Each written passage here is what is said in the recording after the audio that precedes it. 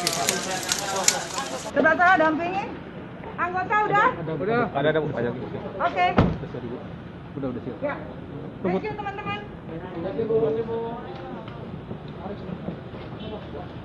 Dede. Dede Roy.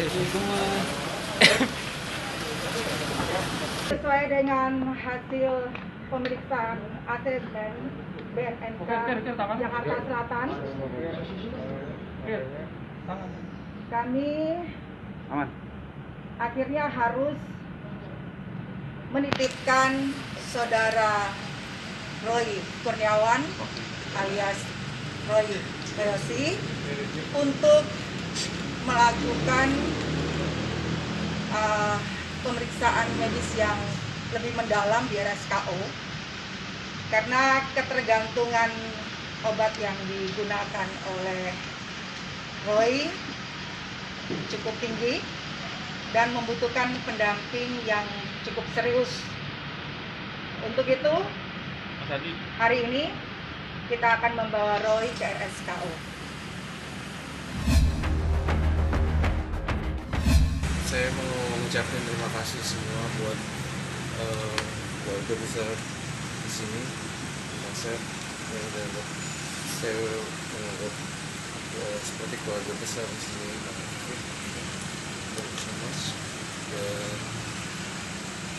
terima kasih buat semua dukungan dan support mentalnya buat saya. Roy Kiyoshi fans di seluruh negara dan seluruh Indonesia. Tanpa kalian saya nggak bisa kuat di jalan ini, dan saya memang sakit dan saya butuh mengalami pengobatan lebih lanjut, dan saya cuma terakhir untuk berpesan, jangan pernah bosan melakukan kebaikan, sebarkan terus kebaikan, niscaya akan kembali lagi kepada kamu. Itu aja. Selebihnya kuasa hukum saya akan berbicara. Sehat, syok, dan ini pembelajaran juga buat teman-teman untuk tidak membeli di luar tanpa resep, dan himbauan juga buat kalangan muda untuk bisa tidur secara natural tanpa mengkonsumsi seperti itu. Kami kuasa hukum Roy mengucapkan terima kasih ya kepada Polres Jakarta Selatan, Narkoba, Cipasat, Ditupik ya, sudah banyak sekali membantu Roy sehingga akhirnya direhab. Ya, mudah-mudahan Roy cepat sembuh dari sakitnya ya, itu yang kita harapkan. Itu saja dari kami ya, terima kasih. Si Roy berada dalam penanganan kami di sini. Kami melakukan sesuai prosedural, dan Roy memang susah sekali tidur dan bahkan tidak bisa tidur. Ini cukup mengkhawatirkan kami, sehingga pada saat dari pihak keluarga melalui lawyer menyampaikan untuk pengajuan rehabilitasi, kami pun menyetujui dan melakukan asesmen sesuai dengan aturan. Dan keadaan Roy selama di sini, dia terlihat secara wajar memang shock, secara wajar memang dia terpukul dan tidak menyangka bahwa ini terjadi pada dirinya, dan dia pun pelan-pelan menormalkan perasaan dan menormalkan mentalnya, mau menerima keadaan yang dia hadapi. Dan kami memberikan secara psikologi padanya dengan memberikan hal-hal yang membuat dia tenang. Gitu. Dan hasil asesmen yang sementara yang disampaikan oleh dokter memang belum secara tertulis kesimpulan bahwa Roy betul-betul ketergantungan dengan obatnya. Dan apa yang sudah digunakan Roy, ada obat yang tidak sesuai anjuran dari dokter yang sebelumnya. Maka ini cukup membahayakan untuk kesehatan Roy.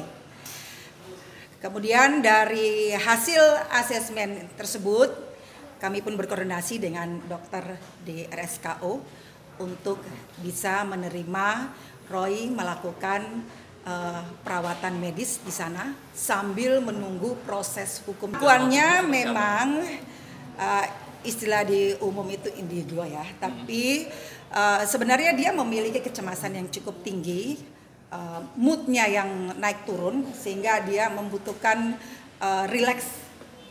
Makanya 3 tahun terakhir dia mengontrol terus di dokter yang sudah menjadi langganan tetapnya. Tapi 1 tahun belakangan ini mungkin kebanyakan dari kegiatan-kegiatan dia di luar dan juga dia buka praktek di rumahnya sehingga menyita waktu dia untuk lakukan kontrol yang biasa dia lakukan melalui dokter yang sudah dia temui, yang sudah jadi pelanggan. Jadi dengan dia berpikir bahwa obat yang disarankan oleh dokter yang selama ini dia gunakan, dia mencoba menggunakan obat lain dengan merek lain untuk dia beli melalui online. Sebenarnya kalau obat itu lebih arah kepada membuat seseorang untuk cepat lelap tertidur. Tapi dia menganggap bahwa dengan rasa kecemasan dia yang tinggi, moodnya yang naik turun yang tidak teratur, dengan dia menggunakan obat itu dia bisa rileks. Itu menurut dia. Tapi nyatanya justru itu yang membuat dia salah dalam penindakan dia. Makhluk halus cerita juga. Oh, enggak. Dia tidak bicara soal itu. Kuncinya mana? Kalau dibilang tidak mengetahui, di persidangan pertama kemarin kan datang. Dan agenda mediasi hari ini pun juga datang. Berarti kan dibilang tidak mengetahui, menurut saya sudah terjawab bahwa sesuai kedatangannya dengan agenda persidangan. Hasil mediasi hari ini yang dipimpin oleh hakim mediator diputuskan atau tidak mencapai perdamaian atau gagal. Dengan demikian dilanjutkan ke persidangan gugatan mediasi apabila sudah tidak ada jalan atau gagal, tidak ada lagi mediasi selanjutnya. Namun yang ada adalah proses persidangannya. Namun apabila nanti di tengah perjalanan proses persidangan sebelum perceraian mereka ada pertemuan atau ada kesepakatan untuk berdamai kembali, yaitu siapa yang dapat mengetahui. Semua kembali kepada masing-masing prinsip. Tadi kita agendanya mediasi, sepertinya agak belum membuahkan hasil lah. Tapi mudah-mudahan di agenda berikutnya bisa terjadi perubahan-perubahan sehingga bisa mengubah jalannya kehidupan rumah tangga.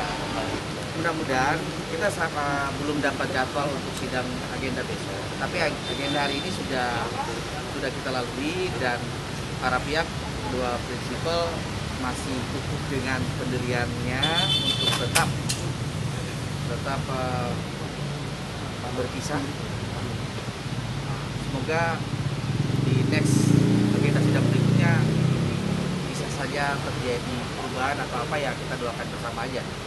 Apakah ini juga menjadi solusi terbaik untuk para prinsipal? Gitu kira-kira. Tadi udah disampaikan ke Pak Ranto ini kalau kedua belah pihak sepakat untuk bercerai ya Pak Ranto ya. Bukan sepakat untuk bercerai. Apa nih? Mereka masing-masing tidak menginginkan lagi untuk melanjutkan rumah tangga. Itulah Oh ya. kalimatnya belum tahu, belum diinfokan, jadi nanti akan diinfokan ke masing-masing lawyer ya. Itu Pak Ranto ya. Ada yang salah Pak? Nggak ada ya? Enggak, hari ini nanti akan dilanjutkan ke persidangan, cuman belum tahu apakah dari persidangan ini akan dilanjutkan tanggal dan tanggal berapa persidangan akan dimulai lagi. Jadi nanti masih ada sidang. Teman-teman sudah lihat beritanya, sudah dimuat di mass media baik online maupun offline.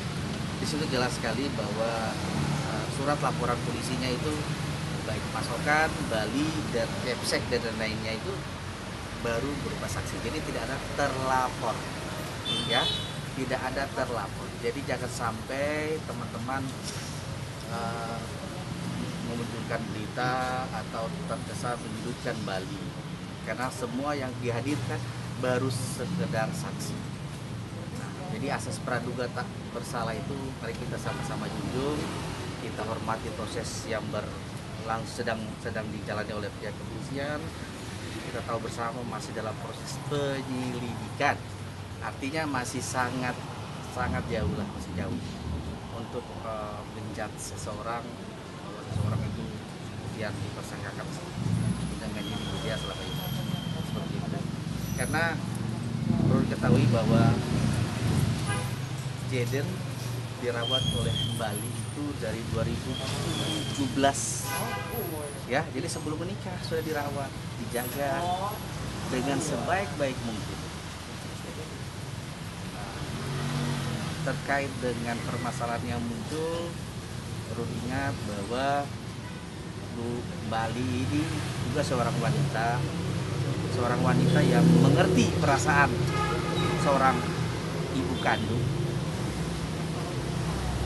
Mungkin teman-teman bisa mengartikan itu ya. Jadi ketika seseorang ingin bertemu dengan anaknya, terus agak kesulitan untuk menemui anak-anaknya. Hanya ada beberapa peristiwa yang seperti dijelaskan kemarin di media bahwa kepala sempat dipanggil di sekolah dan sebagainya. Itu sebenarnya rentetan peristiwa aja. Jadi yang pasti klien saya Bali tidak seperti itu. Beliau sangat menyayangi Jaden, menyayangi Ofika juga dulu. Kalau kayak ke Jaden, saya sangat sayang sekali ya, karena kan saya mengurus dia dari 17 sampai sekarang. Kalau masalah dilaporkan, semuanya bukti dan udah kita serahin ya Bang ya. Jadi kita menghargai juga proses hukum yang ada, bukti-bukti juga sudah saya serahkan. Jadi tinggal kasih kepercayaan. Polisi pasti ini ya Bang ya. Pasti melakukan yang terbaik, profesional.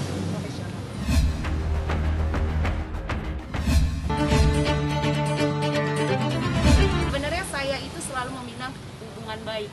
Jadi saya pernah beberapa kali membina hubungan baik dengan F, tapi saya selalu dimaki-maki sama teman. Gimana ya?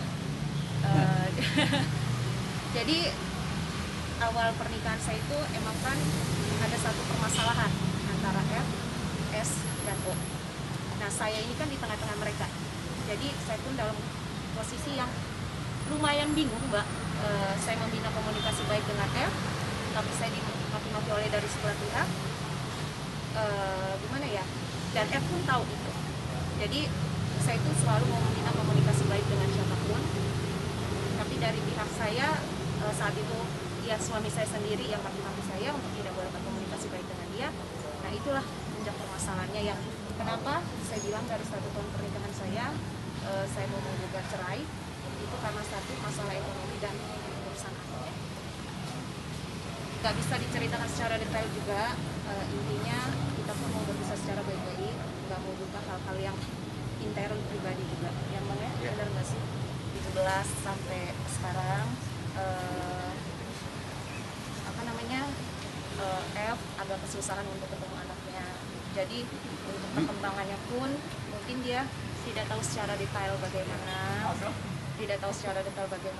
dan saya balikan lagi itu kan karena permasalahan yang dari awal. Jadi masalah ini muncul jadi kayak bola salju gitu ya Bang ya, dan saya pun mengerti perasaan dia sebagai seorang ibu. Makanya ketika dia datang kepada saya meminta DJ hanya sekadar nonton atau apapun, saya tidak pernah melarang, walaupun suami saya sendiri maki-maki saya.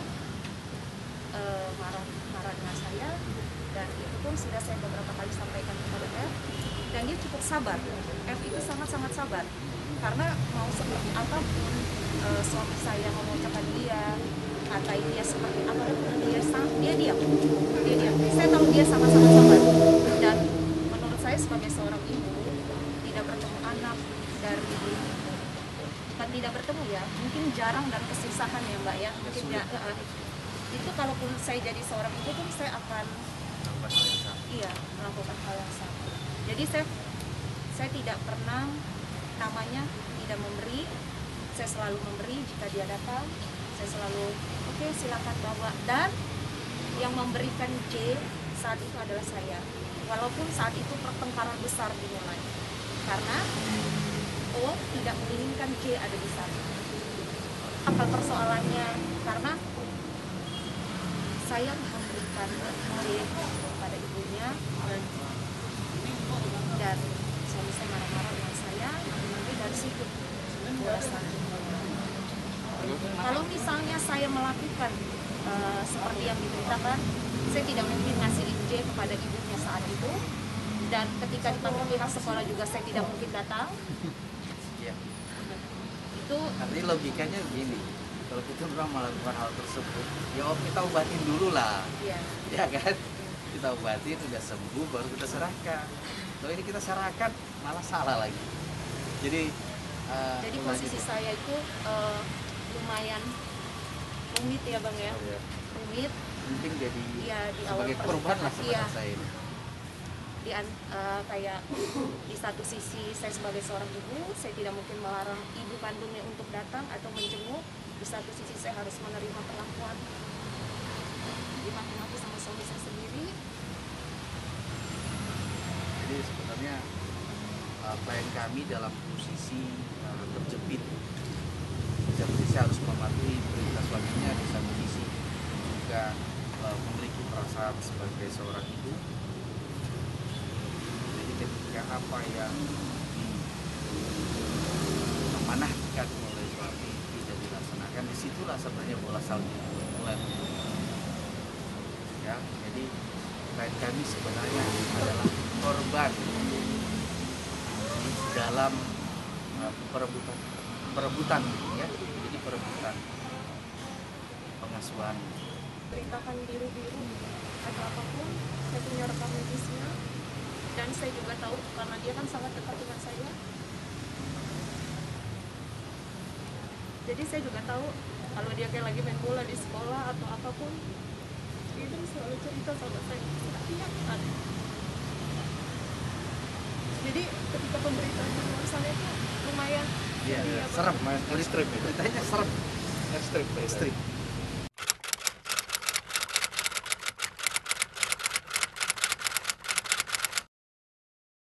Jadi jangan lupa untuk subscribe Cumi Cumi. Ditekan ya tombol lonceng merahnya.